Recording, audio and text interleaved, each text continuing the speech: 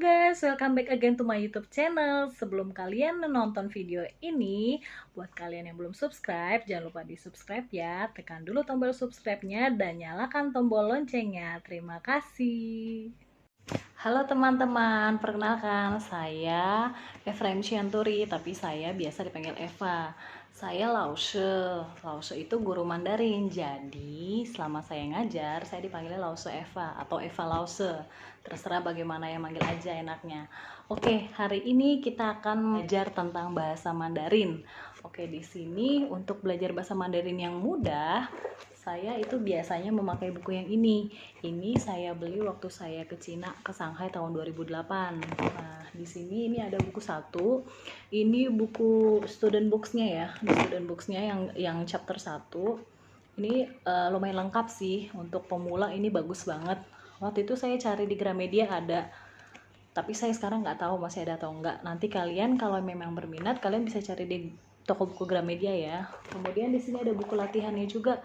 Jadi di sini ada cara menulis, ada tanya jawab, di sini komplit. Ini yang buku 1. Nah, kemudian di sini juga ada buku 2-nya juga. Ini kelanjutan dari buku 1. Ini juga waktu itu saya beli dari Cina juga waktu saya ke Shanghai. Nah, di sini juga ada buku latihannya. Jadi kita untuk belajar ini pakai 2 buku ini. Biasanya waktu saya ngajar private ke murid saya yang SD, SMP, SMA, saya ngajarnya juga pakai ini. Karena ini memang sudah mencakup semua. Ini sudah lengkap sih.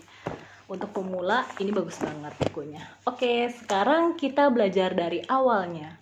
Awalnya apa sih yang harus kita pelajari dari bahasa Mandarin itu? Nah, jadi ada yang tahu nggak bahasa Mandarin itu apa sih?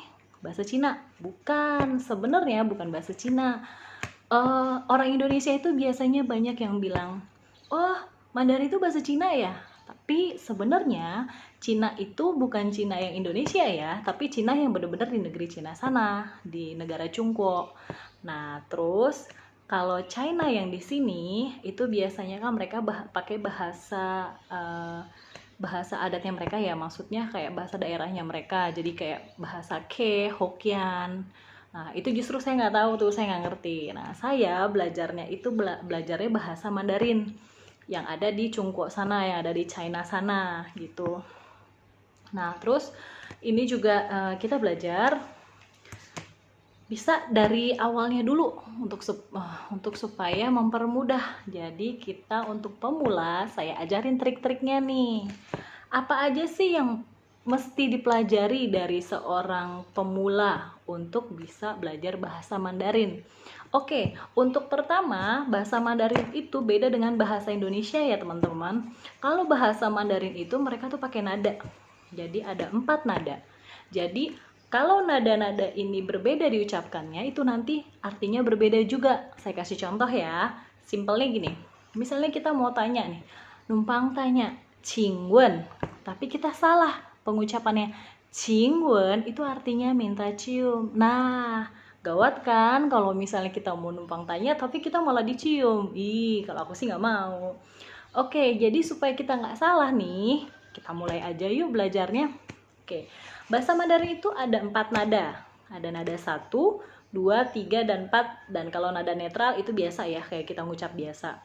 Nah, untuk nada 1, nah saya kasih tahu nih teman-teman.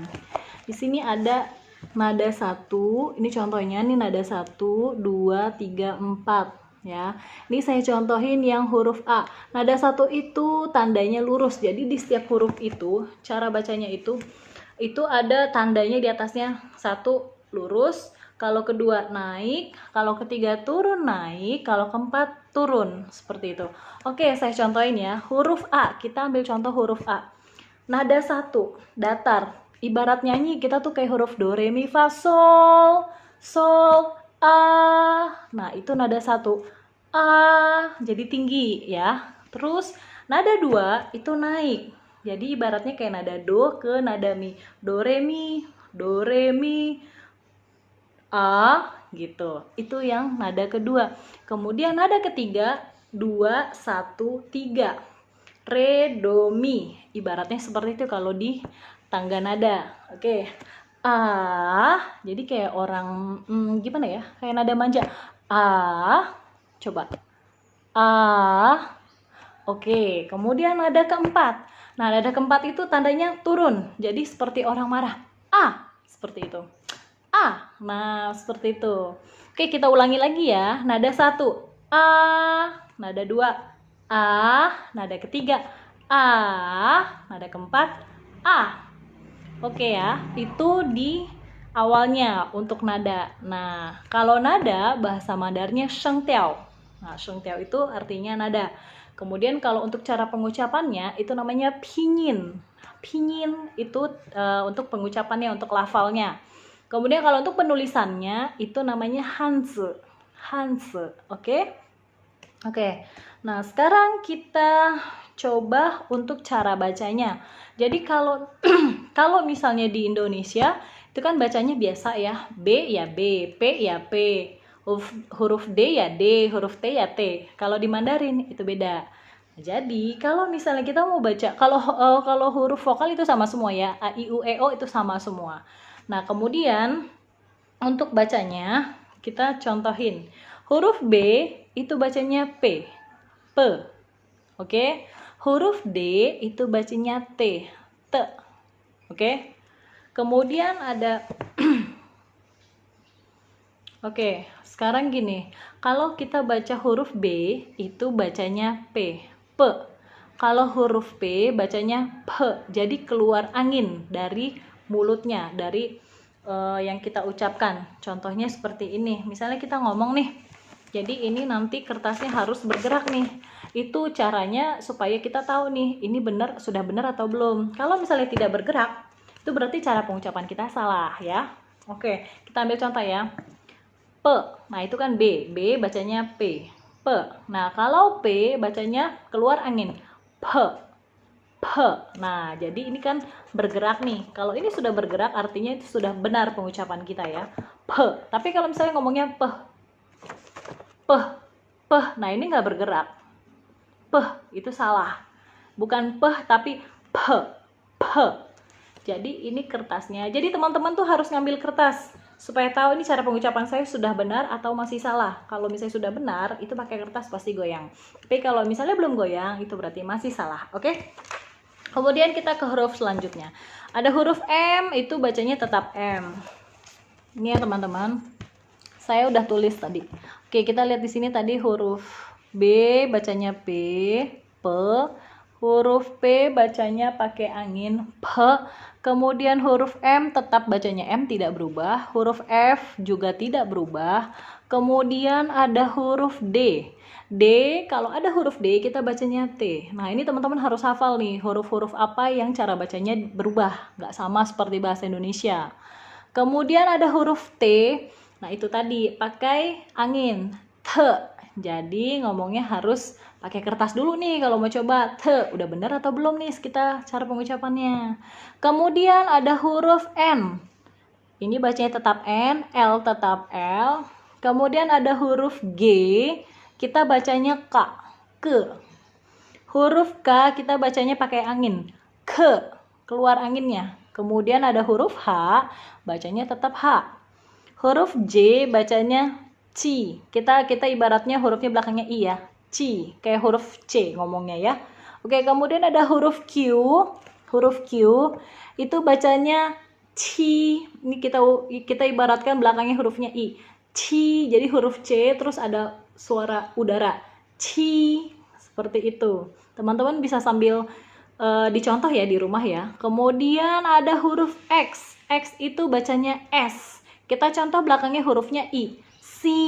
Nah, seperti itu. Kemudian ada huruf. Nah, ini ada 3 huruf. Yang ada di Mandarin itu ada huruf nanti ZH, CH, dan SH. Untuk ZH, CH, dan SH, cara pengucapannya, letak lidah di langit-langit mulut. Jadi kalau kita ngomong ZH, CH, dan SH itu kayak ngomong L. Jadi dikatasin dulu lidahnya, baru diucapin. Contohnya huruf ZH. C. C. Nah itu ZH. Terus kemudian CH. C. C. Itu kayak huruf L gitu lidahnya. Terus keluar anginnya. C. C. Nah itu tulisannya CH. Kalau yang awal tadi ZH. Kemudian ada yang SH. SH tetap kita letak lidahnya di langit-langit.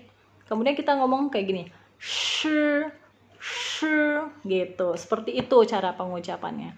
Kenapa sih kok Mandarin ribet banget, rumit ya? Ya memang seperti itu. Mungkin kalau buat pemula ya memang agak rumit ya. Kenapa saya ajarin cara bacanya dulu? Karena nanti kalau kita langsung ke teksnya, kalau kita langsung ke percakapannya, nanti teman-teman bingung ini bacanya apa sih? Ini huruf ini bacanya gimana sih? Gitu. Oke. Kemudian kita lanjut ke huruf Z, C, dan S. Z, C, dan S itu letak lidahnya di belakang gigi. Nah, caranya nih, contohnya. Misalnya kita mau ngomong huruf Z. Nah, kita letakin di belakang gigi. Ya kan? Di antara gigi atas gigi bawah. C, C, nah itu Z. Kedengeran bunyinya beda ya. C.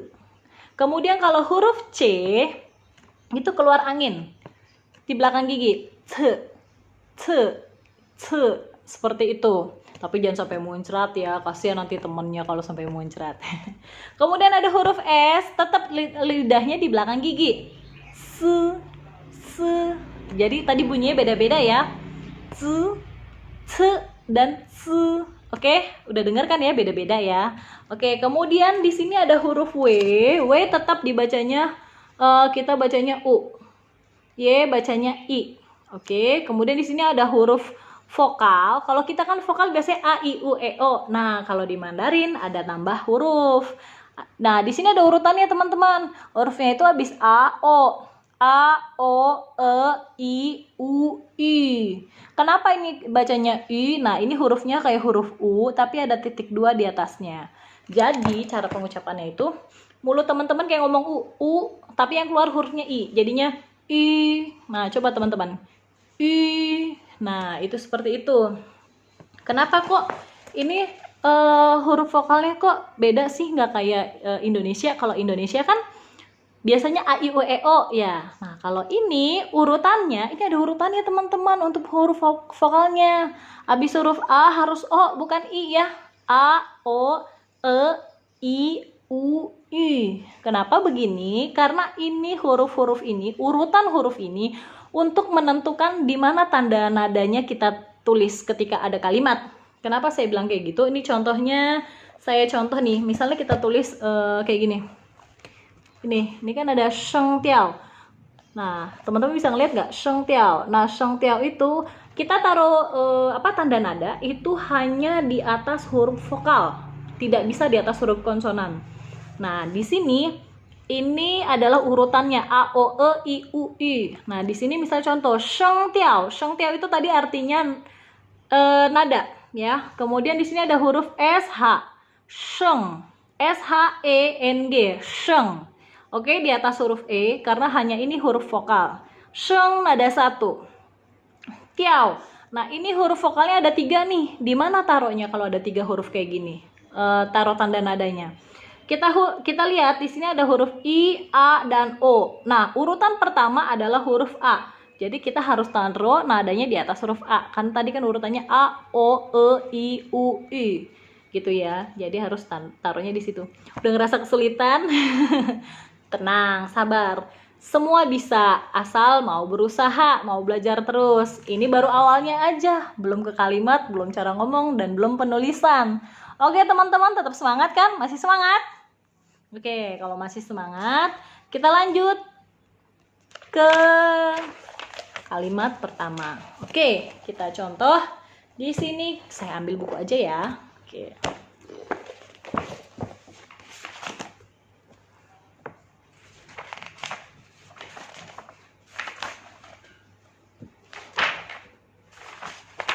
Oke, di sini ada contohnya. Oke, ini pakai bahasa Inggris semua sih karena saya kan belinya waktu itu di Cina. Jadi nggak ada bahasa Indonesianya, guys. Oke. Di sini ada hurufnya. Yang pertama itu ni hao, itu artinya you itu artinya kamu. Kemudian di sini ada hao artinya baik. Ya teman-teman, kemudian nanti teman-teman bisa beli bukunya ya nanti untuk atau buku apapun yang untuk pembelajaran Mandarin yang baru gitu ya, untuk pemula itu bisa sama kok semuanya.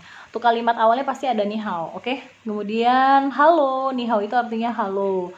Kemudian hao, artinya baik. Kemudian ada wo itu artinya saya. Kemudian ada ciao, ciao artinya nama. Oke, misalnya contoh seperti ini. Ini kalimatnya. Sini kan ada kalimatnya nih ya. Ini judulnya ni hao, halo. Kemudian kalimatnya ni hao. Mana nih? Ya, Jiaming, ni hao. Ni hao, 我叫王家明，我叫大伟. Halo. Halo. Nama saya Wang Jiaming. Nama saya Tawei. Tawei itu David. Kalau bahasa Indonesianya, bahasa Inggrisnya. Oke, jadi simpelnya gitu. Ngomong simpelnya dulu. Ni hao, halo, halo, gitu kan. 我叫, nama saya Eva, ya. Terus kalau misalnya mau nanya balik, Nina itu artinya nanya balik. Halo kamu, 我叫 siapa nama kamu. Nah begitu. Misalnya kita mau nanya kabar. Kabar itu ni hao ma. Ni hao ma itu apa kabar? Ma itu adalah artinya kalimat, untuk kalimat tanya artinya apakah. Apakah kamu baik? Apa kabar? Ni hao ma. Apa kabar? 我很好, saya sangat baik. Nina, kalau kamu, saya juga sangat baik. 我也很好 gitu. Oke, kita ke selanjutnya.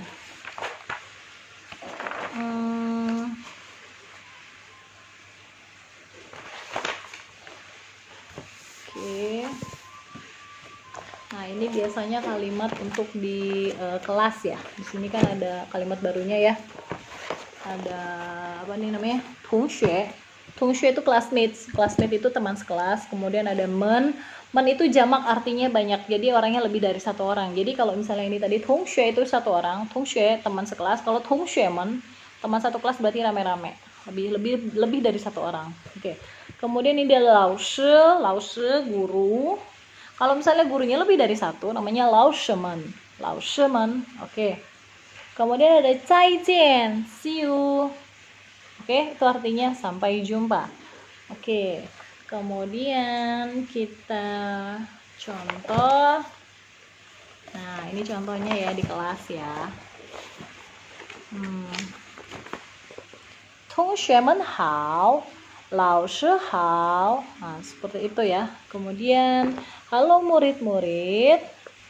Halo guru. Nah, 同学们di sini teman satu kelas atau murid-murid bisa.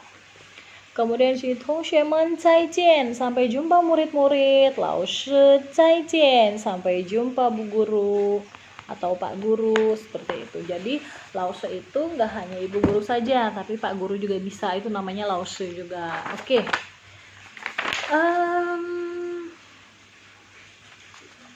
Oke, kemudian kita lihat lagi di sini ada, kita kalau misalnya mau mengucapkan terima kasih, di sini ada 谢谢, 谢谢, thank you, terima kasih. 不客气, you're welcome, sama-sama. Oke. Nah, kalau misalnya tadi kita disebut 再见, sampai jumpa, kita juga nyebutnya 再见, sampai jumpa. Nah, kalau disebutnya dengan 谢谢, terima kasih, kita nyebutnya dengan 不客气, sama-sama, you are welcome. Oke, kemudian kalau misalnya ya ini seperti ini ya, 老师再见, terus 再见katanya gitu ya. Oke. Nah, kalau untuk kalimat tanya nih, kita mau nanya nama. Kita lihat sini ya. 你叫什么名字? Siapa nama kamu? Kemudian di sini jawab 我叫王家明. Nah, kalau orang China kan biasanya ada marganya. Jadi marganya itu Wang. Jadi marga dulu baru nama panggilannya. Gitu. Marganya Wang, nama panggilannya Jiaming. 我叫王家明, seperti itu. Oke. Untuk permulaan sampai di sini dulu ya, karena kan ini masih kalimat-kalimat yang mudah. Nanti kalau misalnya ada pertanyaan silahkan ketik di komen, nanti saya mudah-mudahan bisa jawab, atau nanti mungkin kalau ada yang berminat untuk private sama saya boleh calling saya, boleh nanti komen di YouTube channel saya, nanti kita bisa saling bertukar informasi bagaimana untuk selanjutnya. Oke, terima kasih, sampai jumpa, 再见.